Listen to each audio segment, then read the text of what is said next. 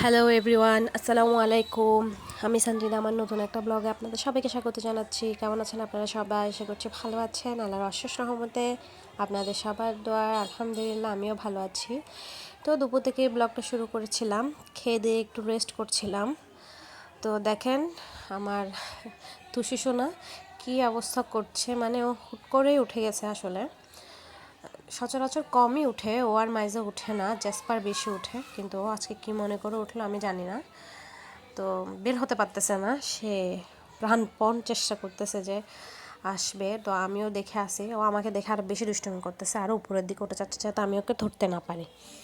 যেহেতু আমি একটু ধরার চেষ্টা করছিলাম ওকে, এই তো ওদের দুষ্টু মিষ্টি কাহিনীগুলো দেখতে দেখতে আজকে ব্লগটা শুরু করলাম। মাশাল্লাহ মাশাল্লাহ, আমি ওকে নাম ধরে ডাকতেছিলাম আর ও আমার দিকে তাকায় আছে। মাশাল্লাহ বুঝে এখন যে আমি ওদেরকে ডাকতেছি, ওদের নামটা কিছুটা মানে অবজার্ভ করতে পারছে। এখনও তো একটু ওরা অনেক ছোট, আস্তে আস্তে আলহামদুলিল্লাহ বড় হবে, তখন আমার বড় বিড়ালদের মতো মানে জ্যাক আর সুফিয়ার মতো পুরোপুরি সব কিছুতে রেসপন্স করতে পারবে। তো তারপর রেডি সেডি হয়ে বের হয়ে পড়লাম আমার ছেলেকে দেখতে। হুট করে আসলে আমি মানে ঘুমের মধ্যে আমার ছেলেকে নিয়ে একটা স্বপ্ন দেখি। যাই দেখছি ভালো দেখছি, তো ভাবলাম যে না, একটু ছেলেকে দেখেই আসি। তো আপনাদের ভাইয়াকে বললাম যে আমি ছেলেকে দেখতে যাব। তো সাথে সাথেই মানে কোনো রকম জাস্ট বলে না যে একটা মনে একটা অস্থিরতা নিয়ে আমি আজকে নামাজটা পড়ছি। আসরের আজানের আগে নামাজ পড়ি, যেহেতু ছেলের ওখানে যাব। আর আমার ঘুম ভাঙছেও এমনই টাইমে। তো দেখলাম যে টুসি দুষ্টুমি করছে, তখনই আসলে আমার ঘুমটা ভেঙে গেছে। তো উঠে নামাজ পড়ে মাত্রই বের হয়ে যাচ্ছি আজানের সাথে সাথে। বেশি ওয়েট করলাম না, কারণ যেতে যেতে যেহেতু 40-45 মিনিট লাগে, ততক্ষণে ওরা নামাজ পড়ে উঠবে, মানে একদম পারফেক্ট টাইমিংয়ে যেয়ে পৌঁছাবো আর কি, ওদের সাথে কিছু সময় কাটাতে পারবো। এই যে আমার ছেলের মুড অফ, কারণ ও চাচ্ছিল যে একটু আর্লি যেতে, মাদ্রাসায় বন্ধ দিবে 4 তারিখ। ও চাচ্ছিল যে মানে 26-27 তারিখে চলে যেতে, কিন্তু সেটা তো আসলে পসিবল না, কারণ 15 দিন মানে মিনিমাম তো 10-15 দিন বন্ধ দিবেই, তো কেন আনবো। তো আমরা সবাই ওদেরকে নাস্তা টাস্তা খাইয়ে এসে বসেছিলাম। ও কান্না করছে যে কেন ওকে নিয়ে যাচ্ছি না, মানে ওর ফুল মুড অফ আর কি।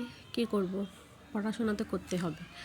কোরবান আসতেছে আসতেছে ভালো কথা, কিন্তু সেটার জন্য তো পড়া নষ্ট করলে হবে না, কারণ অলরেডি রমজানের পর একটা বন্ধ খাইছে, যে অনেক পড়া ভুলে গেছে।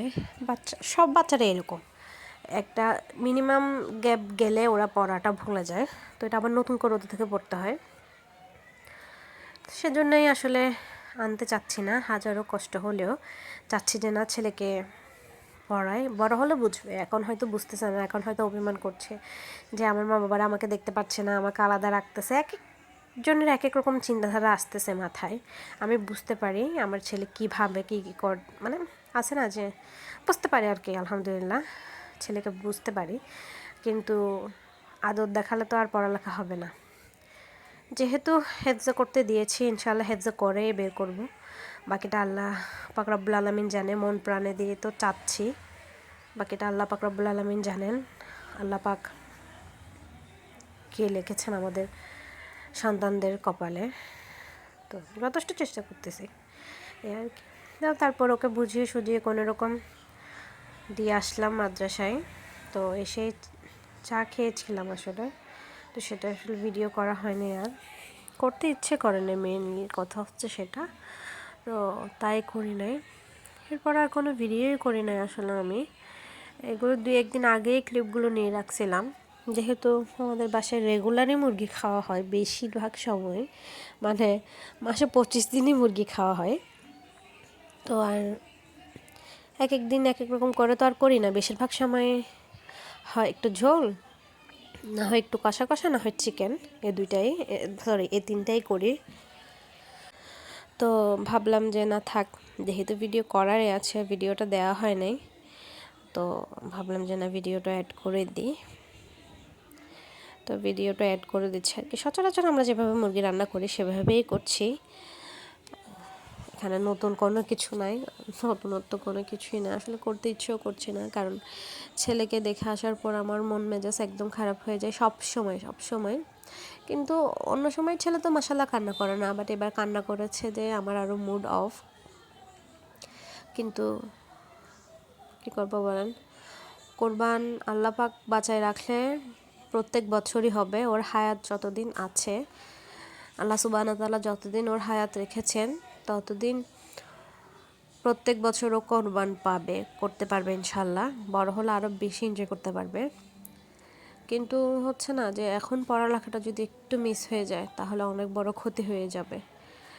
তো সেটা ভেবেই আসলে মানে নিজেকে সান্ত্বনা দিচ্ছি। আর তার চেয়ে বড় কথা, আমি আদৌ জানি না যে আল্লাহ সুবহানাহু ওয়া তাআলা আমাদের রিজিকে এবার কোরবান রাখছেন কিনা, কারণ আমরা মাত্রই ঘর বেঁধে উঠলাম, 8-9 মাস হচ্ছে। তো আর একটা দেশের সরকার চলে যাওয়া মানে ওই দেশের অনেক অধপতন হওয়া, অর্থনৈতিক ব্যবস্থা অনেক নিচে নেমে গেছে। আসলে যারা চাকরি করে ওরা তারপরেও মোটামুটি ভালো আছে, কারণ ওরা তো ওদের মালিকে মাসে 16 টাকাটা দিয়ে দিচ্ছে। বাট আমাদের মতো যারা ব্যবসায়ীর ফ্যামিলি আছে ওদের অবস্থা অনেক খারাপ এই কারণেই, কারণ ব্যবসায় লাভ লস তো আর আমরা কর্মচারীদের সাথে কোনো ফাংশন নাই, কর্মচারীদের তো বেতন আমাদের দিয়ে দিতে হবে, কিন্তু এটা তো আমাদের নিজেদের ব্যবসা। আমরা আনি না আনি, আমরা খাই না খাই, ওদেরকে তো দিতে হবে। তো যেহেতু আল্লাহ পাক একটা প্রবলেমে ফেলেছেন, যাই হোক সব কিছু মিলে আলহামদুলিল্লাহ আল্লাহ কোনো রকম এই সময়গুলোও কাটায় নিয়ে যাবে। তো আপনাদের সাথে বকবক করতে ভিডিও লাস্ট পর্যায়ে চলে আসলাম। আজকের ভিডিওটা পর্যন্ত, সবাই ভালো থাকবেন, সুস্থ থাকবেন। অবশ্যই আমার ভিডিওতে একটা লাইক দিতে ভুলবেন না প্লিজ। আপনাদের কাছে অনুরোধ রইল আমাকে সাপোর্ট করবেন। আল্লাহ হাফেজ, আসসালামু আলাইকুম।